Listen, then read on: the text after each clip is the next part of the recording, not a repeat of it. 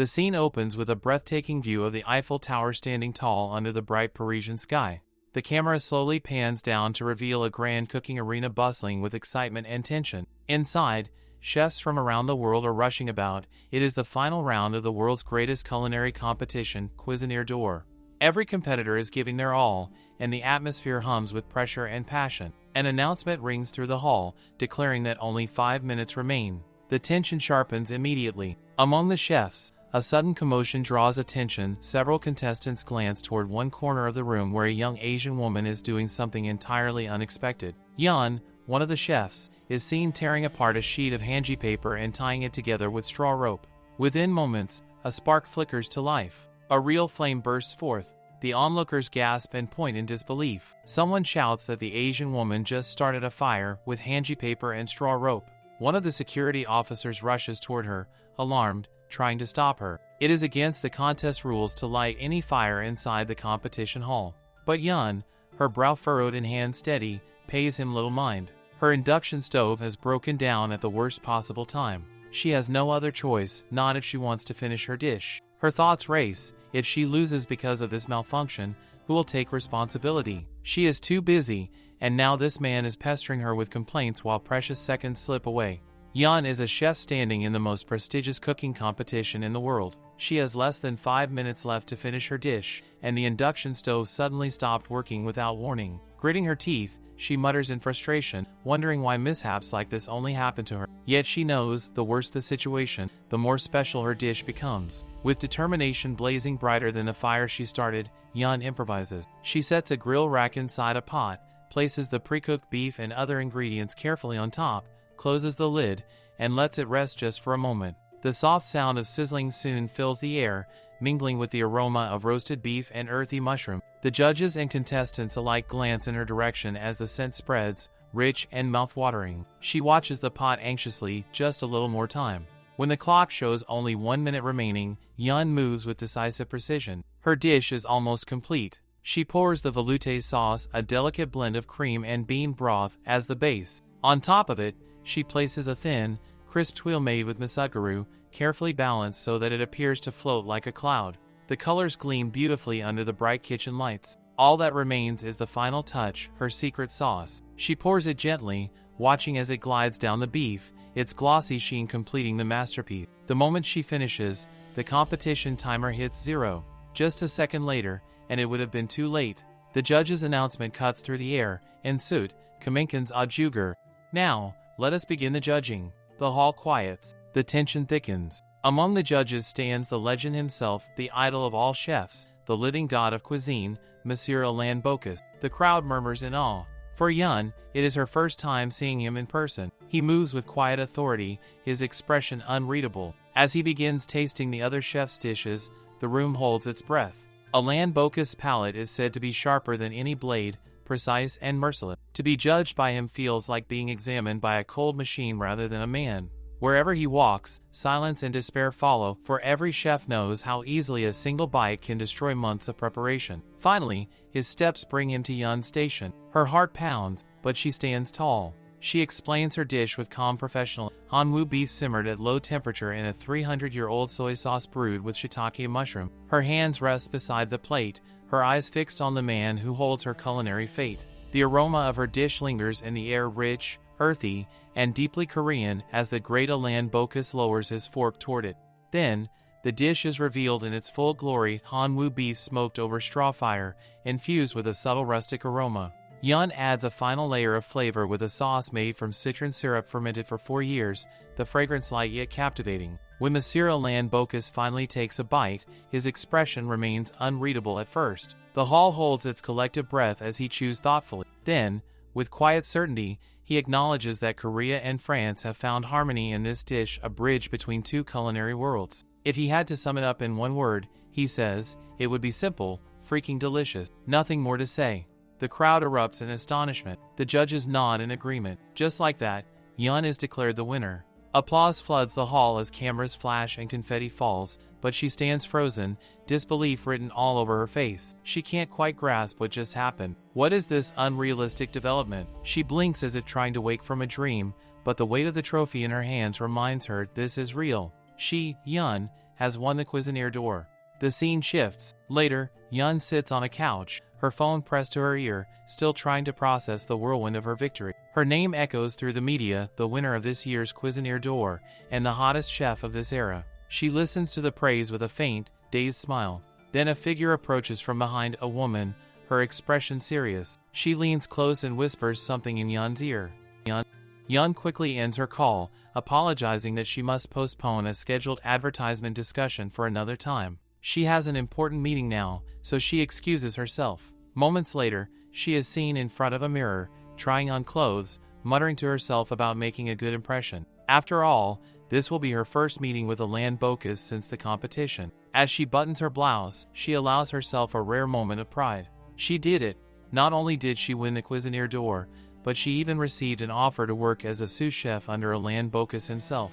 From this moment on, her life can only keep rising. Her phone rings again, and she sighs in mild exasperation. The calls never stop. So this is the life of a star, she muses. She answers, asking who's calling. Another interview? A photo shoot? She apologizes, saying she's a bit busy today. But then, the voice on the other end changes everything. The caller informs her, gently yet gravely, that it's about her father, Mr. Yun Sung-woo. The tone of his voice makes her heart tighten. He says he's sorry to deliver such sudden news, but her father has fallen into a coma. The world around her falls silent. The sound fades from her ears. She leaves in haste, barely remembering how she got into her car. As she drives, her thoughts tumble chaotically. The one who opened her path toward cooking, and the same one who tried to block it, her father. He was once a fairly well-known historian, a man respected for his intellect. But to Yun, the image she remembers of him is different, a figure buried behind piles of books, his back always turned to her. Even when she called, he rarely looked up. When she was a curious child, she had stumbled into his study one afternoon. Among his old papers, she discovered a worn-out book titled Manhwa Rock Record of Gazing at Clouds, an anonymous collection of ancient recipes from a forgotten era. She had wondered why it was so tattered, so loved. The moment she opened it, something awakened within her. As she read the faded words, flavors and techniques seemed to pour directly into her mind, as if the book itself had chosen her. That day marked the true beginning of her life as a chef. But her father had not been pleased. The memory strikes her sharply, the argument that tore them apart. He had shouted, demanding if she really intended to give up college for cooking. When she refused to back down, his palm struck her cheek. He called her pathetic, foolish, asked if she really thought she could make a living like that. Her voice had risen in defiance, trembling with both anger and pain. Who was he to say that? Since when had he ever cared about what she wanted? He didn't even know her dreams, so what right did he have to deny them now? She had shouted at him to just watch, that she would succeed right in front of his eyes and prove him wrong. And with those words, she had left home. It has been 7 years since that day. 7 years since she walked away without looking back. And now, after all that time, the news she receives is this, that he lies unconscious, unable to hear her, unable to see what she has become. Her hands tighten on the steering wheel. Her teeth grind together. Dad, is this your revenge? She thinks bitterly. Just when she finally managed to live her dream, when she could have stood tall before him, now this happened. The rain begins to pour. Thunder rolls across the sky as she drives through the storm. The sound of her heart pounds louder than the rain, until a blinding light flashes before her, a massive truck veering out of control. She gasps, swerving sharply to avoid it, but her car skids off the wet road and plunges down an embankment. The impact sends her into the river. Cold water engulfs her as her car sinks. Disoriented, gasping for air, she wonders through the rising panic, is this how it all ends? Was following her passion for cooking instead of obeying her father's words such a terrible mistake? Her thoughts fade as she drifts deeper into the cold. But even as darkness encroaches, one truth burns quietly in her heart: she only ever wanted to cook. Somewhere above the surface, a hand reaches into the water. Someone grabs her arm, pulling her upward with all their strength. She breaks through the river's surface, gasping desperately for air. Her lungs burn, her limbs shake, but she's alive. She crawls onto the muddy shore, trembling and soaked, her mind dazed with confusion and relief. Yet as she looks up, her relief turns to unease. People are staring at her, not with concern, but with a strange, wary confusion. Their eyes linger on her clothes, her face, her very presence. Before she can make sense of what's happening, strong hands seize her from behind. She is being taken away, arrested, without explanation. And as she is led off toward an unknown place, she is forced to sit on the ground, and the only thought that crosses her mind is that this must be some kind of hidden camera prank, yet the people there wear genuinely wary expression. Someone shouts that she is a demon woman and insists he saw her crawl right out of the water. They call her bad luck. All she can think is, what's wrong with these people, why are they acting like this? A weird-faced man remarks on the clothes she wears, saying they look like beggar's rags. A man orders everyone to shut up. The crowd bows to him except for one who stands apart, Yun, clearly identified as Am Hong Yeon-guk, a Maccabi. He has come to demand that she tell them exactly how a stranger like her drifted into this place. She wonders whether this is a historical drama shoot. One of the knights strikes her, denouncing her as an insolent wretch, bewildered that she cannot answer when spoken to. That is when she first realizes something is very wrong. Why do people apparently only wake up after being beaten? She tells them, in protest, that she is Korean, a citizen of Korea, and wonders how a place like this could even exist. They have never heard of such a country. Someone suggests she might be from small island south of the Ryukyu kingdom, at least somewhere they can understand, and Han says he will ask again, how did she come from this Korea to Joseon land? She thinks this is nonsense. Joseon is Korea. Korea is merely the modern name for Joseon, and struggles to reconcile it with the memory of the accident in France. How, then, did she end up here? The knight strikes her again to force an answer. She grows furious and wonders why this man keeps hitting her on the head. The crowd renews its cries that she must be a demon woman, pointing to her bizarre appearance and the wicked shape of her tongue, baffled that she speaks their language fluently. One elder, who has lived decades and never seen such a freakish being, declares that this must be a terrible omen. They fear taxes are already crushing them. If famine strikes again this year, they reason, they will all starve. They insist she be thrown back into the water at once. Hong orders them to silence, reminding them that law forbids killing a stranger without proper questioning. Yet if she cannot explain how she arrived, that inability makes her highly suspicious. Yun begs him to calm down and reason things out, pleading for restraint, but Hong snaps orders to his men. What are they waiting for? Lock this one up in prison. Just like that, she is confined again, thrown into a cell beside a big, fat man. Hong stands apart, mind racing. Tomorrow is the day the notorious Im father and son arrive at the provincial office. Vice Minister of Works, Im Sahong, and Chief Royal Secretary, Im Sung-jae. His father has warned him over and over not to offend those two, because those men are the true powers of the court. Tomorrow they must not cause any trouble whatsoever. That was his father's command. And yet, at such a critical time, a demon woman shows up and throws the people into chaos. If rumors of a demon emerging from the water reach His Majesty's ears, she will die. A visit from a reception guest is not just about his father's position as provincial governor. Someone rushes up from behind and embraces him, calling him by his childhood nickname and teasing that he has grown quite a bit. For a moment Hong lets the small comfort stay.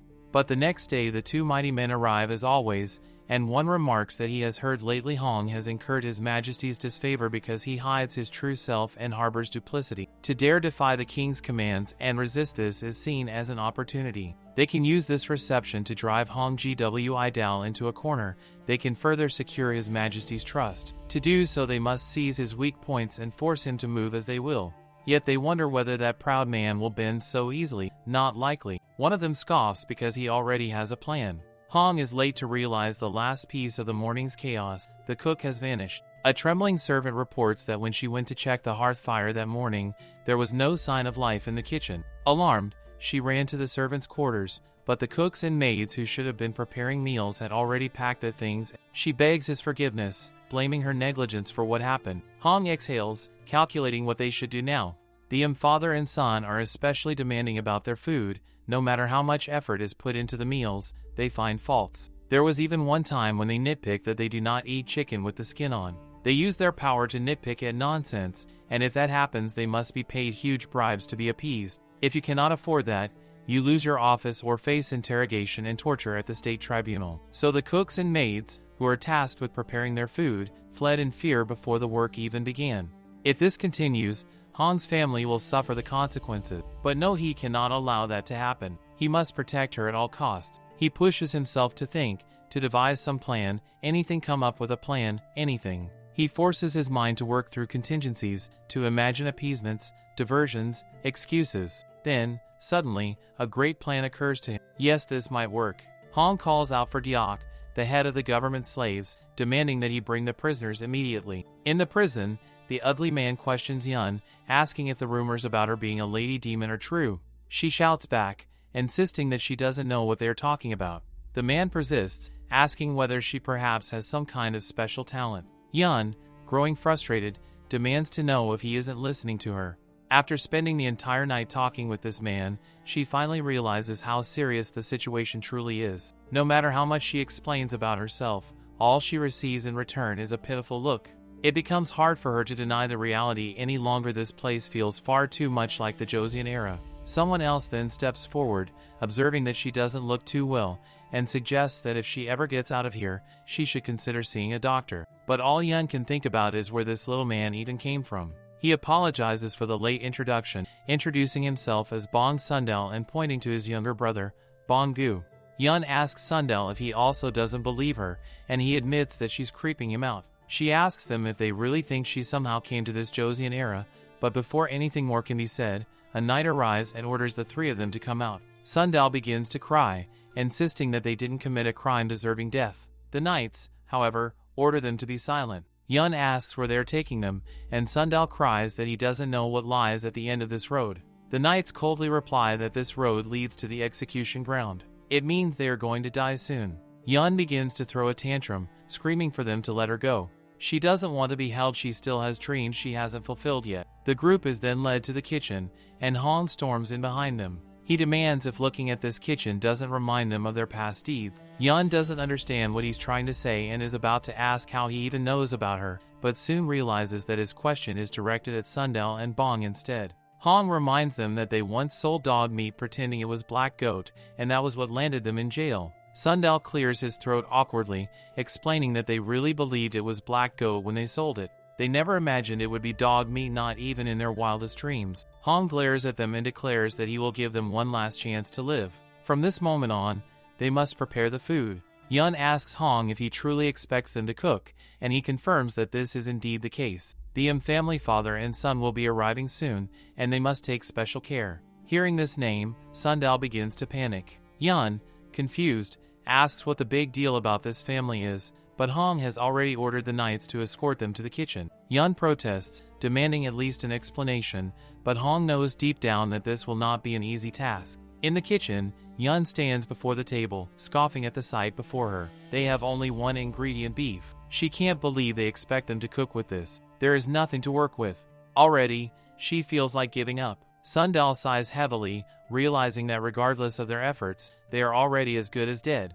Yun asks him why he would say that since they were told they would be spared if they cooked. He cries out that that's exactly the problem. She knows absolutely nothing. Didn't she hear earlier who they were supposed to be entertaining today?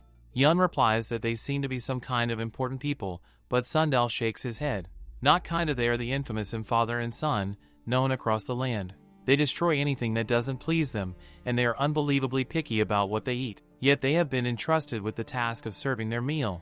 It's basically a death sentence. Yun, however, only chuckles. It looks like they don't know who she is, so they act this way. No matter how picky the M family may be, today she will make sure to win over their taste. She calls out to everyone in the kitchen, declaring that if they want to live, they must follow her lead from now on. When it comes to cooking, she is more confident than anyone else. Meanwhile, outside the kitchen, the head knight turns to Hong, questioning what he is plotting. How could he entrust such an important meal to people like them? Shouldn't they at least mobilize the government slaves instead? Hong calmly replies that the government slaves belong strictly to the excise. If they use them, responsibility will fall on the provincial office, won't it?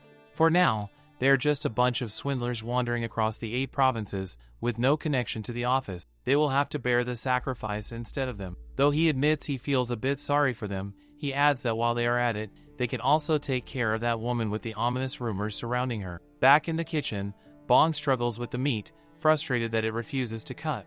Yun goes to check and sees the problem. It's tough, dark red meat with almost no fat.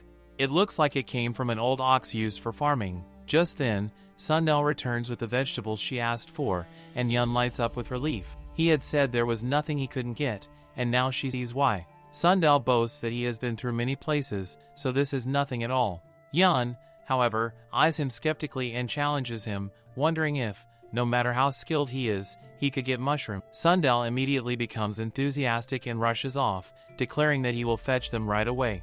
Yun smirks with satisfaction. The vegetables for the juice are ready, but she notes how different they are from the ones she used in modern times. Since they haven't been selectively bred yet, these vegetables are small and tough in texture, though their natural aroma is much richer. Aside from the fresh vegetables picked from the field, there are only dried radishes, and most of the rest are pickled in soybean paste or soy sauce. Yet, if she dilutes and mixes them appropriately according to the dish, there will be no shortage of flavor. The biggest problem, however, is that tough beef. She wonders how she should cook it, knowing there must be some method. Then it suddenly strikes her the situation she is facing right now is exactly as it was written in Manhwa. Sundell, all disoriented and out of breath, comes stumbling in from the courtyard, his voice breaking as he says that from the back mountain he has brought some shiitake mushroom. His face is smudged with dust, and his clothes are slightly torn, showing the struggle of his errand. But Yun, though surprised by his sudden entrance, speaks calmly to him, saying that she has one last request from him, and that is to fetch the hanji paper immediately. As she gives this instruction, the sound of formal footsteps fills the air, announcing the arrival of the family members. Hong greets them with composed dignity, his expression polite yet rigid, as he declares that they have been waiting. He introduces himself properly as Hong Eong-guk, the magpie of the Gyeonggi Provincial Office, who has come to pay his respects to the Vice Minister of Public Works and the Chief Royal Secretary. The atmosphere grows heavy as the head, dignified and sharp-tongued, remarks that it has been a long time and asks if Hong's lord is in good health. Hong replies that his lord is fine, keeping his tone measured, to which the head responds that hearing of his well-being is truly fortunate. Hong bows slightly, saying that he can only give thanks to His Majesty and the Vice Minister for such grace. Respectfully guides the guests to come inside, announcing that the great figures of the court have gone to the trouble of coming all the way here. The head, however, points out coldly that it is only a short walk of a few li, and yet Hong calls it trouble. He adds that for Lord Hong to see even this as hardship, he must wonder what burdens the man would have to bear before he would call something true hardship. His words are coated in courtesy but edged with mockery, and his tone grows sharper as he shifts the subject. He then states that His Majesty is deeply troubled, mentioning that it has been some time since His Majesty ordered that the land within 10 li of the fortress walls be sealed off with forbidden markers and turned into a royal hunting ground. Yet, on the way there, he still saw commoners who had not left. His tone hardens as he recalls how from the start, all it took was the king's word to designate a royal hunting ground, and the people living there were ordered to tear down their homes and leave. He questions how such a command could be just, and now they twist the situation to make it seem as though he himself is defying the royal order. At this, Hong's father speaks up quietly, explaining that the poor folk struggle to live day by day, so it seems that the royal order has not reached them properly. Yet, despite this, he declares that he will obey His Majesty's will and asks that the officials convey this sincerity to His Majesty as well. The head scoffs at his explanation, saying that it seems the inspector takes His Majesty's command lightly. He mentions that rumors in the capital claim that the inspector harbors treacherous thoughts toward His Majesty. Hong's composure finally breaks as he lashes out, his voice trembling with indignation, declaring that such accusations are nonsense and that they are nothing but lies. But the head remains unmoved, his lips curling into a faint smile as he states that to escape suspicion, there must be proof. His gaze sharpens as he says that they have heard Hong has a young daughter at home. He then leans forward slightly, his voice slow and deliberate, pointing out that, as he himself is the royal procurer of women, he will make a suggestion. He says that if Hong truly wishes to clear all doubt about his loyalty, then he should offer his daughter to His Majesty. If she were to serve His Majesty personally, who in the court could ever doubt Lord Hong's devotion or question his allegiance again? The words fall into the room like a curse, and the silence that follows is heavy enough to crush the air itself. The tea is thin, and silence hangs heavily in the room. The family members grow impatient, their eyes narrowing as they notice that Hong does not give them an answer. The tension thickens, and their voices harden as they ask if he is perhaps trying to say that he does not wish to follow the king's command. Their words are sharp, pressing him to respond, trying to make him admit defiance before witness. But before the moment can escalate further, a shout suddenly rings out from a distance, an urgent, trembling voice cutting through the air. Absolutely not. The lords are in the middle of an important discussion. All heads turn toward the source of the voice. It is Diok, his face pale, running in haste. Hong's father turns toward him in disbelief, his voice trembling with restrained anger as he demands how Diok dares to cause a scene here of all places. Diok immediately bows low, apologizing profusely, begging them not to worry. But the head, his tone icy with authority, insists that he speak and reveal the full matter. Unable to hold back, Deok drops to his knees with a thud, bowing until his forehead touches the floor. His voice shakes as he confesses that the cooks who prepared the food insisted that it must be served warm, and without permission, they took it upon themselves to bring the dishes here directly. His words make the family laugh aloud in derision. Their laughter is thick with arrogance as they mock how easily such a trivial matter could disrupt a royal meeting. With an amused smirk, the head orders for the food to be brought before him at once. The servants quickly obey, placing the dishes neatly before the guests. As the covers are lifted, steam rises softly into the air. Jae, standing by, looks at the spread in confusion and wonders if this is truly all the food they are to serve. He notes aloud that there seems to be no use for chopstick, to which one of the attendants replies that it is correct that only this province's granary has suffered famine. Hong's father turns toward his son, his tone low and uncertain, asking what the meaning of this is. Hong, however, remains silent, lost in deep thought. Inwardly, he tells himself that now they will taste the food and fail to control their anger. And when that happens, he will immediately sentence the cooks to death, proving his loyalty to the family and gaining their trust. But the moment the head and his men take a bite, everything changes. Their eyes widen, their expressions shift from mockery to astonishment. Before even reaching their throats, the food melts in their mouths, the tenderness at its peak. A stunned silence falls, broken only by exclamations of disbelief. They marvel that this flavor so profound, so rich cannot be given up once tasted. One of them shouts in astonishment that this is the taste of the heavens itself. Hong stares in shock, his mind reeling. This cannot be. He had deliberately prepared only an old ox for this purpose, tough and stringy, so that they would be displeased. But now they are praising it as divine. Yun, standing at the edge of the room, sighs softly, knowing the truth behind the miracle. Of course they would not understand. This beef was cooked with a very special method. Back in the kitchen, the process is revealed. Though it had been difficult, Sundao managed to bring the hanji paper as Yun requested. From here on, she decides, the cooking method she will use is called sous vide. It is a method of cooking ingredients at low temperatures in a vacuum. The ingredients are placed in a sealed pouch, the air removed, then submerged in warm water at about 55 degrees, cooking slowly for hours. But since there is nothing like a plastic pouch available here, she coats several layers of hanji paper with oil and uses it as a substitute. The pouch problem is solved, but one crucial task remains, the most essential part of sous vide, maintaining a constant water temperature. She may not have a thermometer, but she knows that boiling water is 100 degrees and room temperature water is around 20. Assuming the amounts are equal, if she adjusts the ratio carefully, she can create water close to 55 degrees. The only thing left to maintain this perfect temperature is her own senses. Having done sous vide countless times before, she simply trusts her instincts, focusing her breath, keeping the heat steady. Finally, after long hours of patient work, a Korean-style sous vide dish is complete. Back in the main hall, the head stares at his plate in disbelief. How can such flavor exist? The taste and texture are so profound that his mouth refuses to stop. He begins to laugh, intoxicated by the sensation, and then remarks that it would be a shame to enjoy such fine food without some wine. Turning to Hong, he calls out loudly, asking if he still has wine. Hong, seizing the chance to please them, orders his knights to bring every last drop of good wine they have. The bottles are poured, cups raised, and soon the hall fills with laughter and flushed faces. The head, drunk and vulnerable, begins to speak emotionally, tears welling in his eyes. He says that he cherishes Lord Hong deeply and that the harsh words he spoke earlier were only under the king's orders. It was never from his own heart. He begs Hong to forgive him. Hong's father, sweating nervously, bows his head, saying that he understands well and fully grasps his heart. Yet inwardly, he trembles in disbelief. To think a single dish could move them so completely, it almost seems impossible. Could this person truly be the mistress? Then, suddenly, one of the attendants takes out a medallion and presents it solemnly. It is the Chai Hong medallion. The sight makes Hong's expression darken with alarm. Do they still covet his daughter, Yun, even now? But before he can speak, the head turns toward Yun, his smile returning, sharp and chilling. He scoffs that she must be presented before his majesty. Holding up the medallion, he declares proudly that they have found the Chai Hong. Someone is hunting down a deer when a group of knights comes to the man, calling him his majesty. The knights cry out that it was the deer cherished by the royal family. The majesty, unimpressed, asks if Song Jae has arrived yet.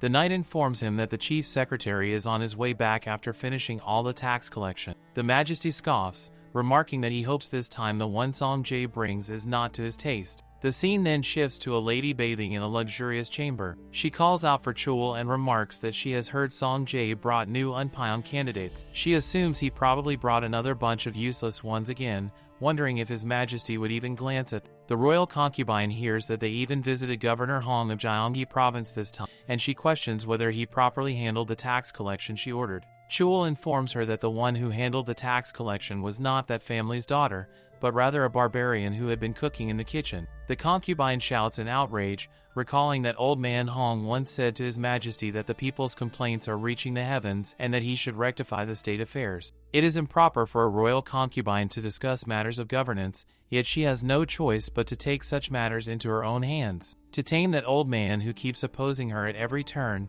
she needed to bring his daughter here. But upon hearing that her orders were ignored and that some barbarian who had been chopping things in the kitchen was brought instead, she trembles in fury, her voice rising with indignation at how dare he ignore her orders and act against her will.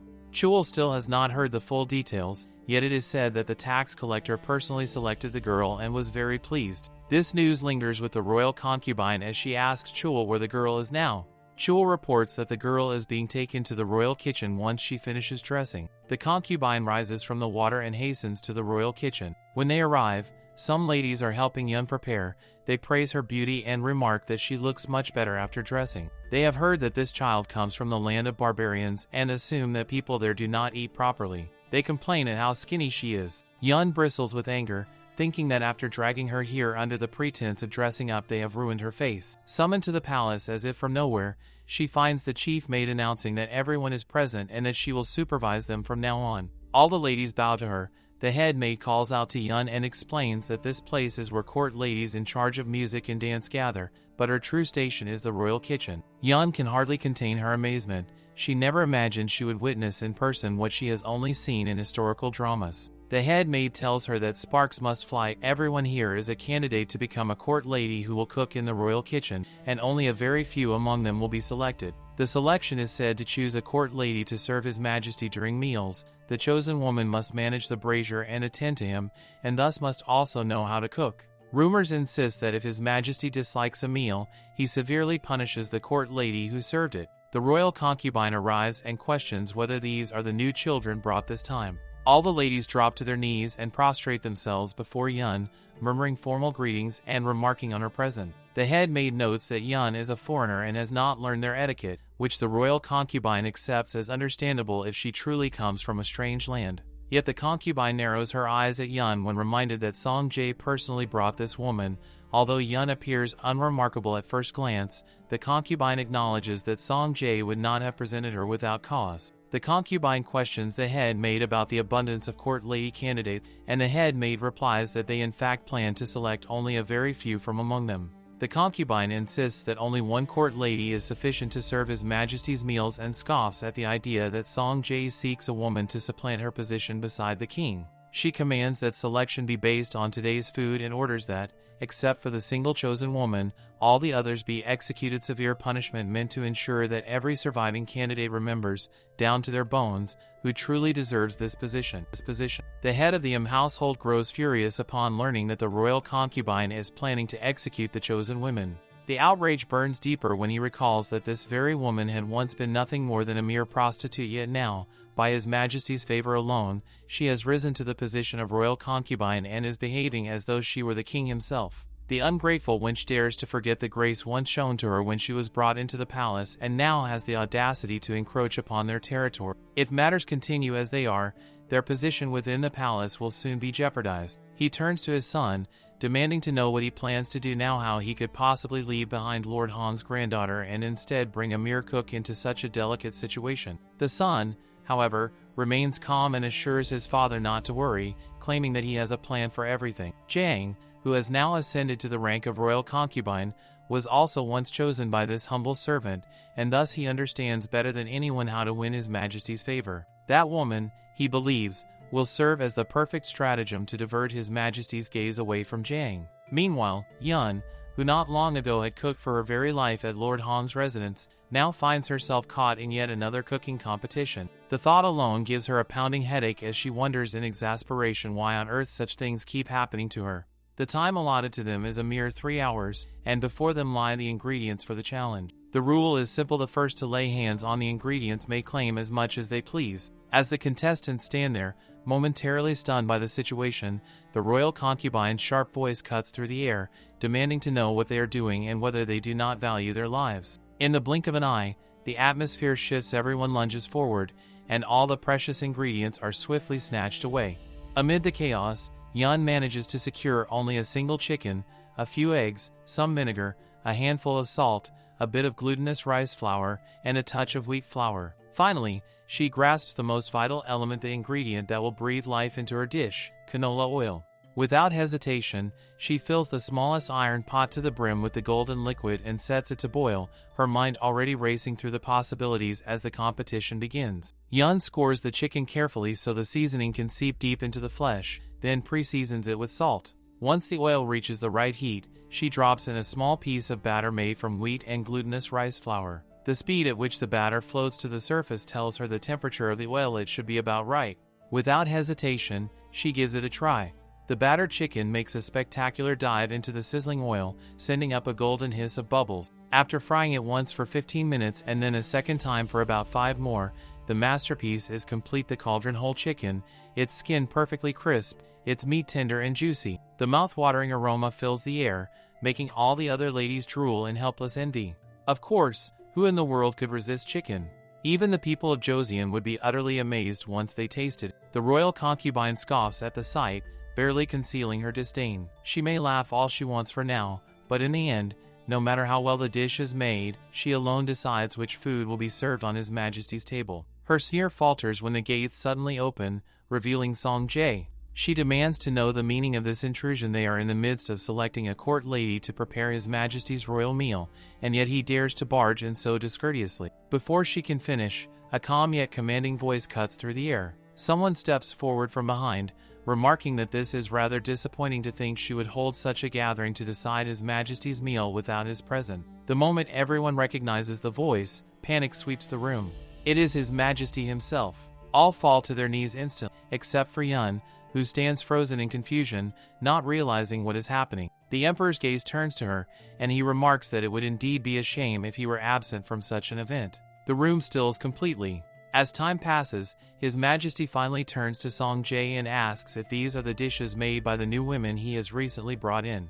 The royal concubine, recovering her composure, steps forward gracefully, claiming that they prepared this in secret as a surprise to bring him joy. She encourages him to please enjoy it to his heart's content. Song Jae looks at her with quiet fury, thinking how shameless she is to secretly use this competition as a way to weed out and kill the court ladies under the guise of service. Yet the concubine's sharp glare cuts back at him, as if to say she knows exactly what he is doing, that he is searching for a replacement. Not a chance in hell.